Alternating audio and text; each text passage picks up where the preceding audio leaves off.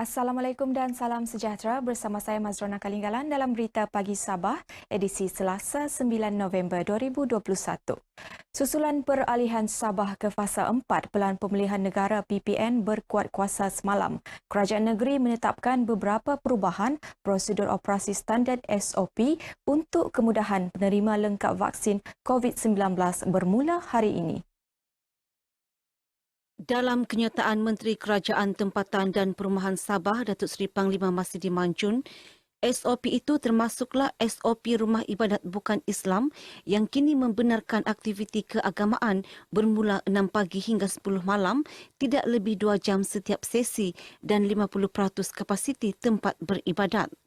Bagi SOP pengebumian dan penghormatan terakhir di rumah ibadat bukan Islam dan rumah pengurusan mayat, tempoh dibenarkan bermula 6 pagi hingga 8 malam.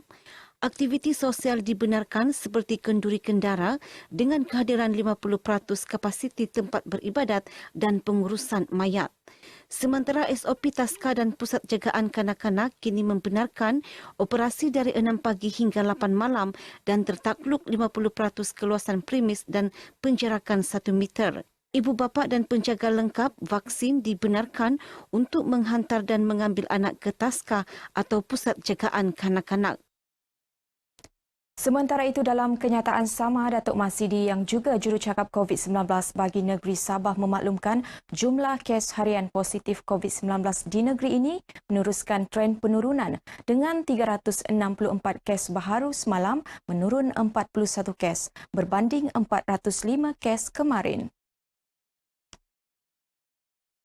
Datuk Masidi berkata peratusan kes baharu yang diperolehi melalui saringan bergejala kekal tinggi iaitu 38.2% daripada jumlah kes keseluruhan. Kes-kes kategori ini sering dikaitkan dengan kegagalan mematuhi SOP khususnya semasa berkumpul atau berada di halayak ramai. Ia terbukti melalui dapatan daripada punca kluster baharu yang muncul sekali-sekala. Datuk Masidi sekali lagi mengingatkan seluruh masyarakat mengambil berat keperluan mematuhi semua SOP terutama kini Sabah dalam fasa 4 PPN. Sementara itu, kes sembuh pesakit COVID-19 mengatasi kes baharu iaitu 990 orang, manakala 1,789 pesakit sedang menerima rawatan dengan 73 pesakit memerlukan penjagaan kritikal. 1 kes kematian dilaporkan di Lahadatu. Mengenai penguatkuasaan SOP, Datuk Masidi menyatakan 53 kompaun melanggar SOP COVID-19 telah dikeluarkan di seluruh Sabah. Kompaun dikenakan terhadap 48 pemilik premis yang gagal mematuhi waktu operasi dan 5 kompaun lagi kepada individu yang gagal memakai pelitup separuh muka. Baik, seterusnya kita ikuti statistik terkini kes COVID-19 mengikut daerah dan kadar vaksinasi bagi Sabah.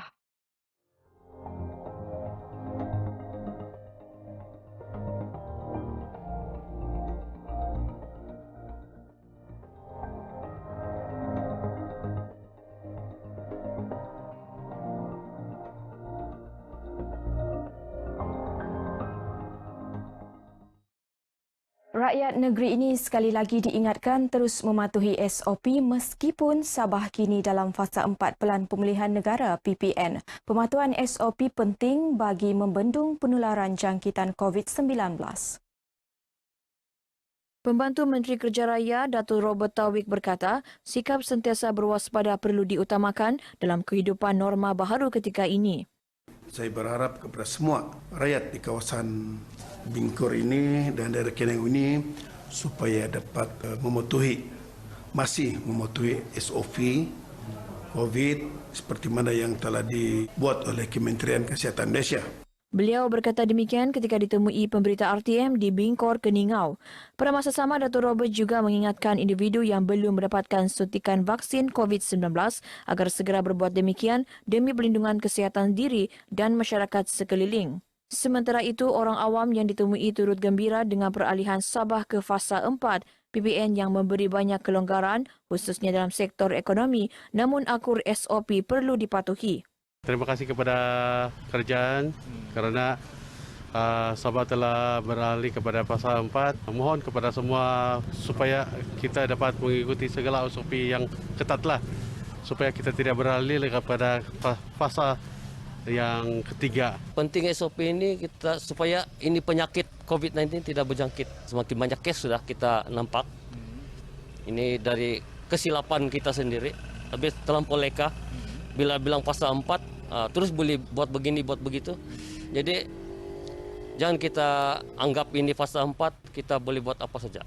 Terdahulu Datuk Robert yang juga adun Bingkor turut menyumbang kewangan kepada Bingkorian Soccer Club bagi penganjuran perlawanan bola sepak Piala Adun Bingkor.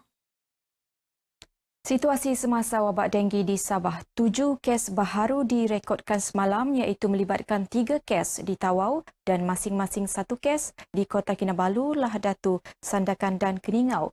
Ia menjadikan jumlah kumulatif kes bawaan nyamuk Aedes itu kini mencecah 1,412 kes. Menurut infografik Jabatan Kesihatan Negeri Sabah JKNS, Kota Kinabalu kekal mencatat kes tertinggi iaitu 360 kes, diikuti Tawau 274, Lahad Datu 145, Semporna 107, Sandakan 96 dan Tenom 61 kes. Manakala lain-lain daerah mencatatkan kurang daripada 50 kes. Terdapat 5 wabak aktif dikesan di 3 daerah di negeri ini termasuk 1 lokaliti hotspot di Taman Kuala Menggatal, Kota Kinabalu. Setakat ini 5 kematian direkodkan akibat wabak berkenaan. Sehubungan itu, JKNS sekali lagi mengingatkan orang ramai meluangkan masa 10 minit seminggu mencari dan memusnahkan tempat pembiakan nyamuk Aedes.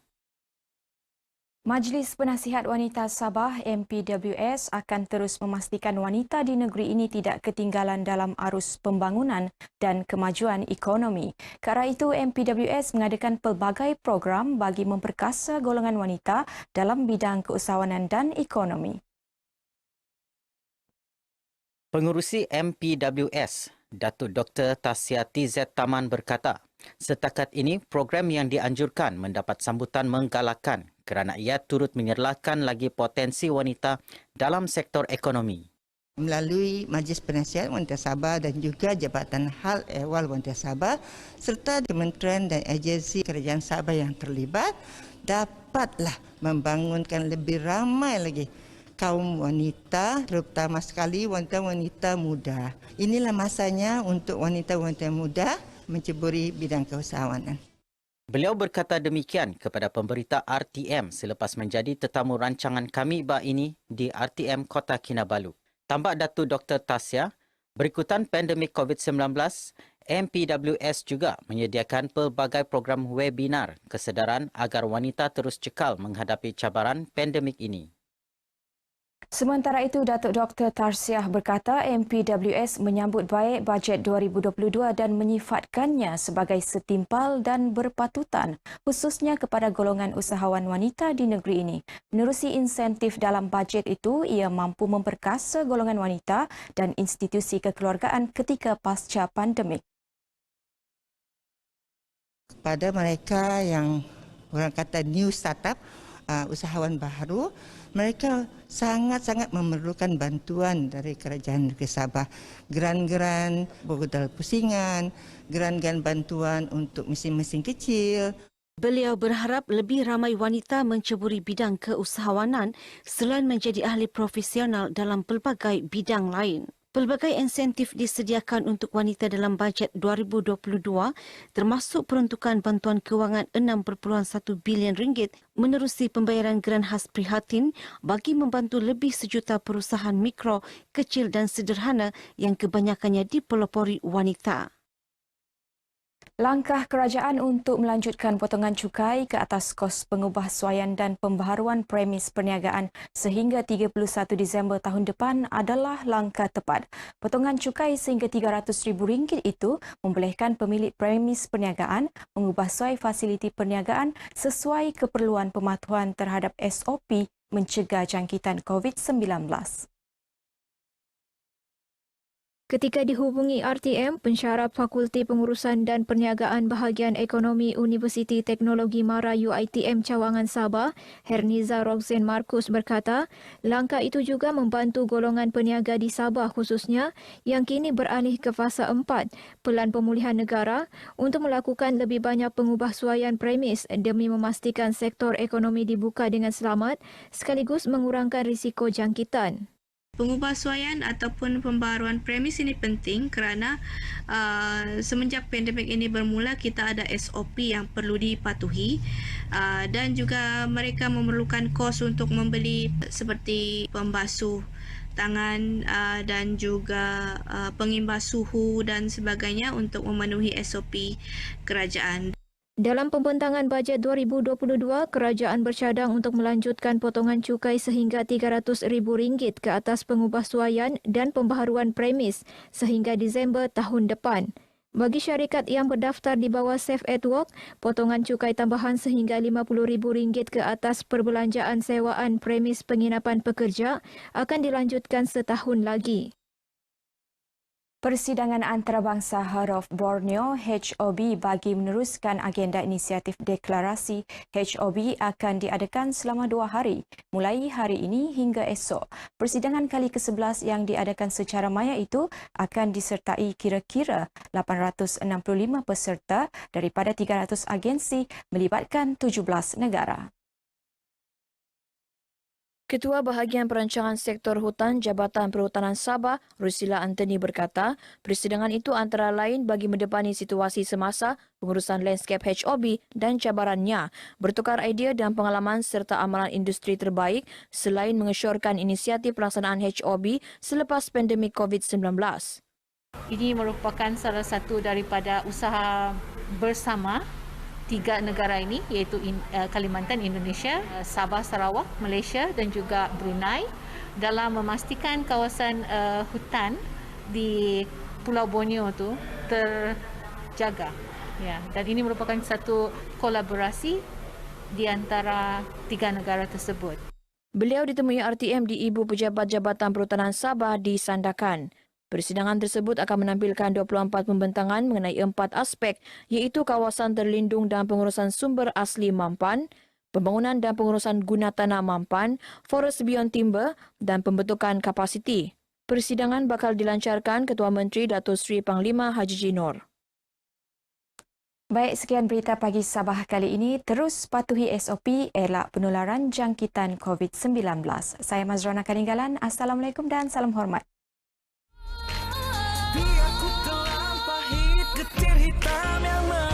Bara merah hingga terbenam. Inilah radius kuasa dendamku yang menghantui di masa silamku. Ku tak akan berhenti selam dalam diam walau kau menderu bagaikan atom-atom yang bisa menghancurkan hidupku kelak. Aku pejuang cinta takkan menghargai.